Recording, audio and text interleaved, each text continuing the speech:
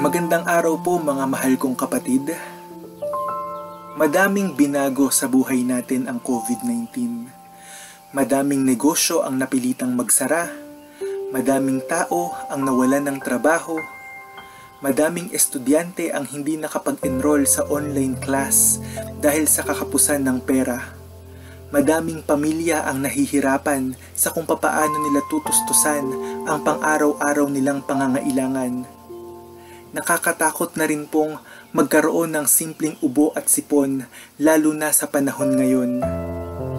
Alam ko po na takot at pag-aalala ang ilan sa mga naging epekto ng COVID-19 sa atin.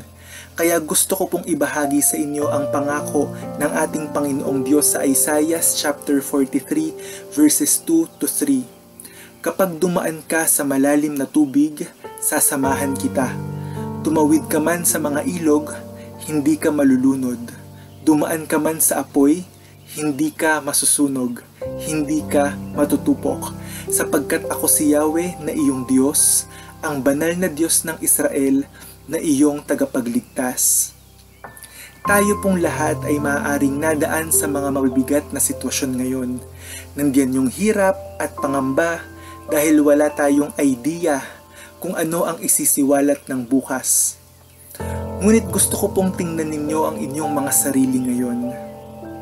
Buhay ka pa at nakakakilos. Buhay ka pa at nakakahinga. At iyan ang palatandaan na hindi nagkukulang ang ating Panginoong Diyos sa atin. Pangako ng Panginoon na dumaan man tayo sa malalim na tubig, dumaan man tayo sa ilog o sa apoy, ay kakayanin nating lagpasan ito. Alam mo kung bakit? Dahil kasama natin ang ating Panginoong Diyos sa ating mga laban. Kaya ngayon, kumapit tayo sa isang matibay na sandigan at humingi tayo ng tulong sa pinakamakapangyarihan sa lahat, ang ating Panginoong Diyos. Manalangin tayo sa Diyos, lumapit tayo sa Kanya at alamin natin ang Kanyang kalooban gamit ang Kanyang mga salita sa Biblia. Sundin natin ang Kanyang mga pinag-uutos at natitiyak ko, nakakayanin natin ang anumang pagsubok na pinagdadaanan natin at pagdadaanan pa natin. Kaya pwede bang pakitapik mo ang puso mo ngayon? Sige, pakitapik mo kapatid ang puso mo ngayon. Pakisabi sa puso mo, kaya ko ito kasi hindi ako iiwan ni Lord.